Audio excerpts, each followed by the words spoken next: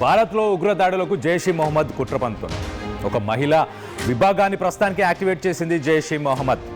పహల్గామ్, ఢిల్లీ వంటి పేలులో అదే తరహాలో ప్రస్తుతానికి ఈ దాడులను ప్లాన్ చేస్తుంది. భారత్లోకి ప్రవేశించింది పాకిస్తాన్కి సంబంధించిన ఒక మహిళా ఉగ్రవాది. ఎల్ఓసి దగ్గర ఈ మహిళని ప్రస్తుతానికి ఇండియన్ ఆర్మీ అదుపులోకి తీసుకుంది. ఇండియన్ ఆర్మీ అధికారులు ప్రస్తుతానికి ఇన్వెస్టిగేట్ చేస్తున్నారు. బాలాకోట్ సరిహద్దుల్లో అనుమానాస్పదంగా కొంత తిరుగుతున్న సమయంలో ఈ మహిళని అరెస్ట్ చేశారు.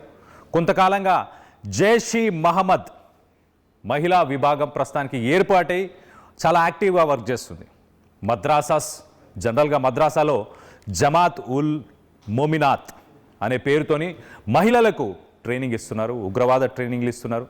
సో అలా ట్రైనింగ్ ఇచ్చి ఇండియాకు పంపిస్తున్నారు. గతంలో మనం చూస్తే ఇటు ఢిల్లీ బాంబ్ బ్లాస్ట్, ఇటు పహల్గామ్ దాడిలో కూడా వచ్చిన ఉగ్రవాదులకి మహిళలు షెల్టర్ ఇచ్చారు, ట్రైనింగ్ ఇస్తున్నారు, వాళ్ళకి వెపన్స్ని సప్లై చేస్తున్నారు. అరెస్ట్ అయిన మహిళ ప్రస్తుతానికైతే పాకిస్తాన్ ఆక్యుపైడ్ కశ్మీర్కి చెందిన షహనాజ్ అఖ్తార్గా గుర్తించారు.